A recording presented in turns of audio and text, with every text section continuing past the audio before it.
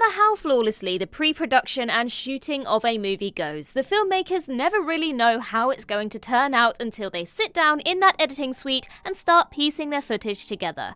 And it's here where any previously unseen problems will start to rear their heads. Very rarely, this can mean that an entire subplot or character doesn't land the way it was intended, which can lead to an actor's work being left on the cutting room floor. So, with that in mind, I'm Ellie with Whatculture, and here are times actors were edited out of movies. Sienna Miller, Black Mass. After appearing in Oscar hopefuls Foxcatcher and American Sniper in 2014, Sienna Miller was set to star in another potential awards candidate the following year. Black Mass charted the crime career of famous gangster Whitey Bulger, and while the biopic did try and stick closely to Bulger's real-life story where possible, one major part of his life was omitted from the final film. Miller was cast as Bulger's girlfriend, the woman who helped him evade capture for over 15 years. She paid for his medications, ran errands for him, and in general was an important asset in his criminal activities. Miller had to perfect a Boston accent for the role, so she poured a lot of effort into her scenes. The director told the Boston Globe that while the actress was fantastic in the film,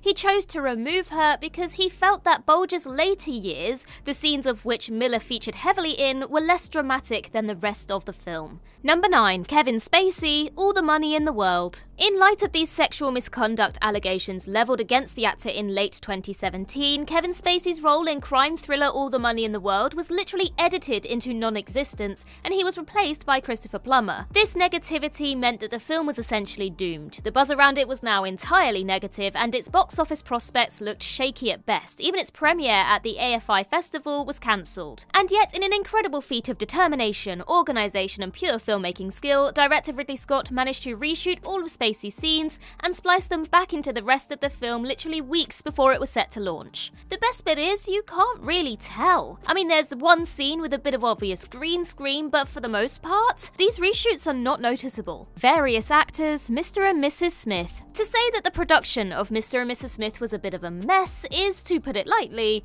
a massive understatement. Famously, the director Doug Liman was never fully sure how he wanted to conclude the film. One of his many plans was to have the titular couple defeat a pair of sinister villains before deciding against this and cutting the subplot out entirely. And this meant that a lot of great actors were also edited out of the film. Those two villains were initially played by Terence Stamp and Jacqueline Bisset, but when Liman decided that this version didn't work, he changed things up, reshooting their scenes with Keith David and Angela Bassett instead. He then decided that this didn't work either, scrapping the ending and opting to remove these characters from the film altogether. The worst thing about this was that Bassett and David weren't actually cast until the film had already wrapped principal photography, so to have your reshoots cut just totally emphasises how broken this film was. Shailene Woodley, The Amazing Spider-Man 2. If there's something that you can't fault The Amazing Spider-Man 2 for, it's the fact that the film definitely contained a lot of content, so much so that it's pretty ridiculous. It had countless subplots like the mystery of Peter's parents, setting up the Sinister Six, Peter and Gwen's tricky romantic situation, Harry Osborn's disease, and Electro's rise to power. But it very nearly received one more,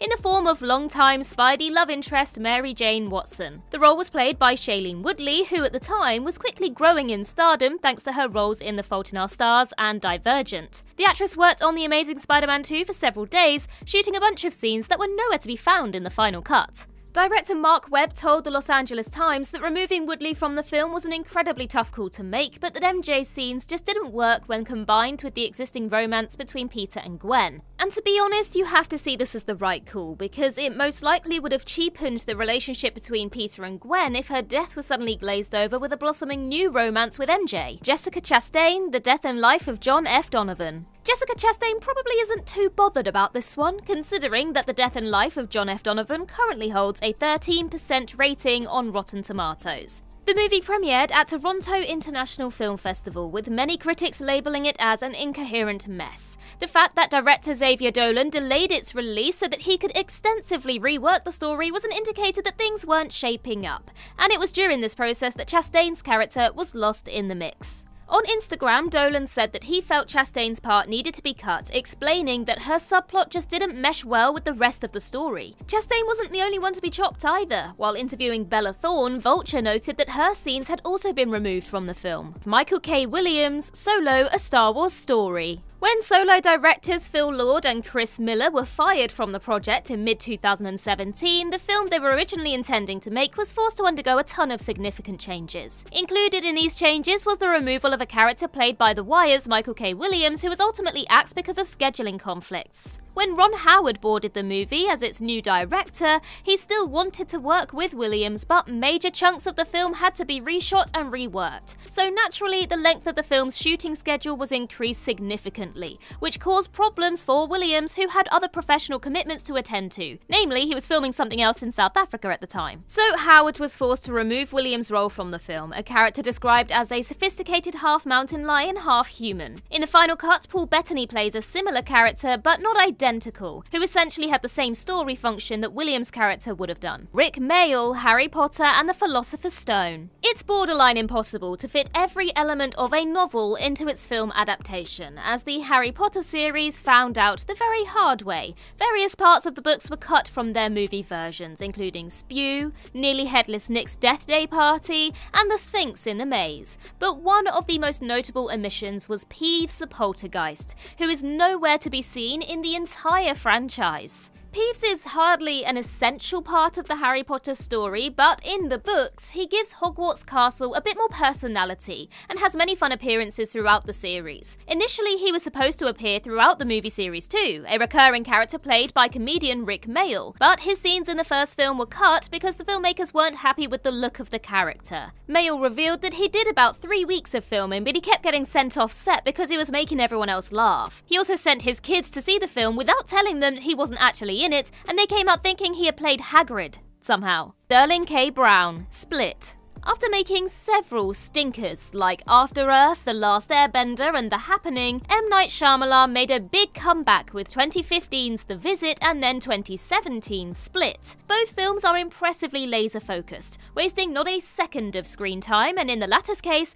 this is because the director made the wise choice to remove a character from the final cut. Shyamalan has previously talked about how he once had a 3-hour cut of Split, but obviously the studio would never let him release such a version, so major changes had to be made. The director then revealed that he decided to cut a character called Professor Shaw in order to reduce that runtime and tighten up the story as a whole. The character's entire existence was a screenwriting error, according to the director. Wow, tell us how you really feel, Shyamalan. In the final cut, he wanted the story to focus more on Kevin Wendell Crumb, but since Shaw's scenes were mostly spent discussing psychology in general and not Kevin's condition specifically, the character had to go. Sarah Jessica Parker, Lovelace. Lovelace stars Amanda Seyfried as Linda Lovelace, an adult film actress who starred in the 1972 film Deep Throat, a porn film with an actual plot and some character development. Unbelievable! Shortly after production began, Demi Moore was forced to drop out of the film due to health issues, which led to the filmmakers recruiting Sarah Jessica Parker as her replacement. As it turns out,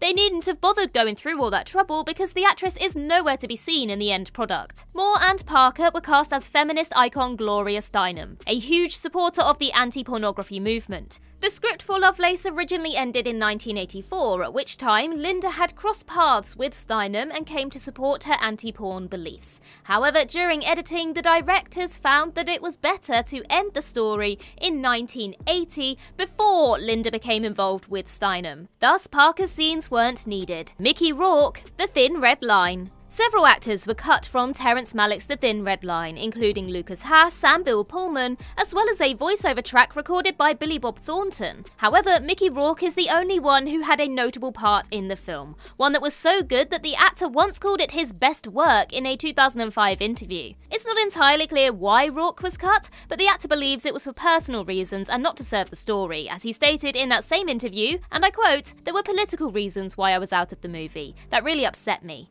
I'd gone through a really bad time and Terry knew about it, so he incorporated it into the character. It really worked, but just because of the temperature of me and the industry, my scenes were cut."